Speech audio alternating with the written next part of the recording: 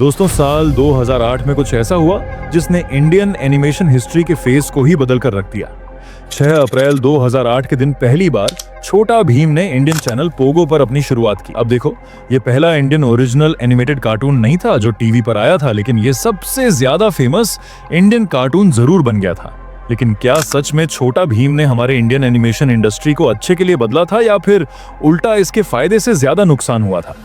आज के इस वीडियो में हम यही जानने की कोशिश करेंगे। तो चलिए शुरू करते हैं।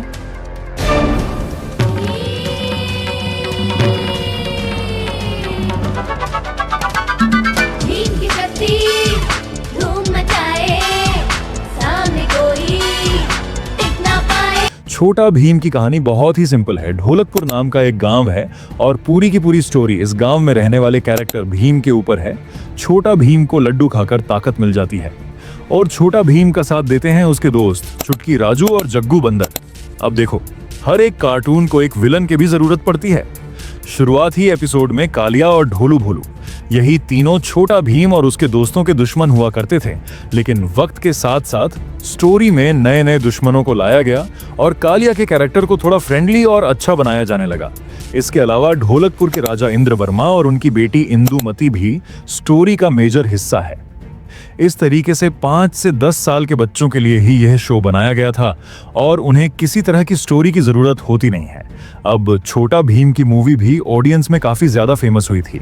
आज तक 45 से भी ज्यादा छोटा भीम की मूवी रिलीज हो चुकी है। स्पेशली अगर मैं बात करूं छोटा भीम और कृष्णा, जो कि सबसे पहली मूवी थी, वो आज भी मेरी फेवरेट मूवी है।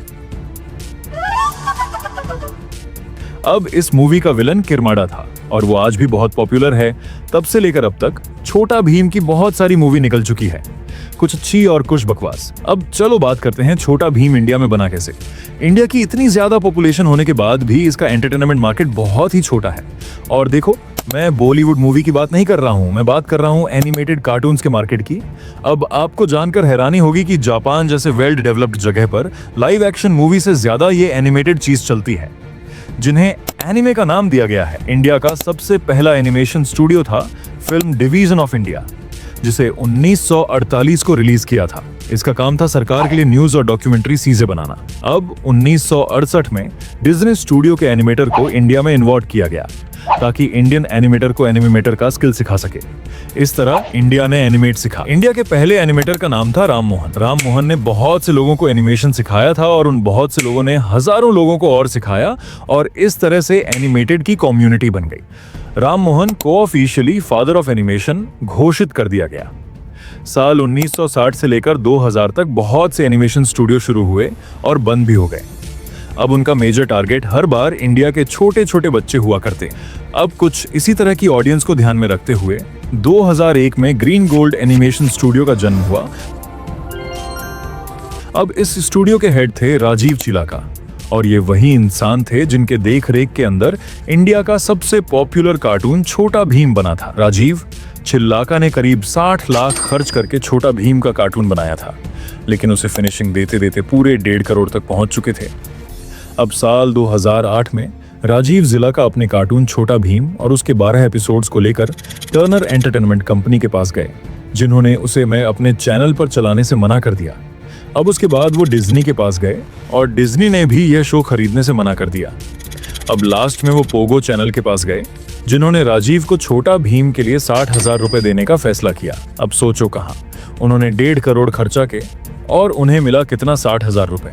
कोई और रास्ता न दिखाई देने पर राजीव जिला ने छोटा भीम को पोगो चैनल पर बेच दिया। अब देखो फिर क्या था, छोटा भीम तुरंत वायरल हो गया। अब बच्चों के दिलों में छोटा भीम ने जगह बना ली थी और ये बहुत ही शॉकिंग समय में हुआ था।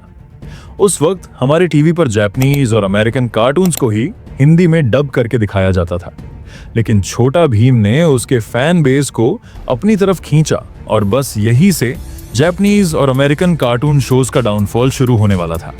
अब अगर इंडिया की ही कोई कंपनी अच्छे इंडियन कार्टून्स को बनाएगी तो जाहिर सी बात है कि लोग उसका भर के सपोर्ट करेंगे। बस इसी सपोर्ट को देखकर बाकी इंडियन एनिमेशन स्टूडियो ने भी जोश आ गया। उन्होंने देख लिया था कि इंडिया में बने कार्टून्स को कितना प्यार मिल सकता है और इसीलिए साल 2010 के बाद इंडियन एनिमेशन इंडस्ट्री में रिवॉल्यूशन आ गया। हर तरफ से नए कार्टून शोज निकल कर आ रहे थे और अमेरिकन जापानीज कार्टून शोज का टीवी पर आना लगभग कम हो गया था। अब आपने नोटिस जरूर किया होगा कि साल 2010 से 2015 के बीच बहुत से फॉरेनर कार्टून्स टीवी पर आने बंद हो गए। इंडियन कार्टून चैनल सोच रहे थे कि अगर इंडिया में बने हुए कार्टून से अच्छे से चलने लगे तो ज्यादा पैसा खर्च करके इन फॉरेन कार्टून्स को क्यों चलाया जाए।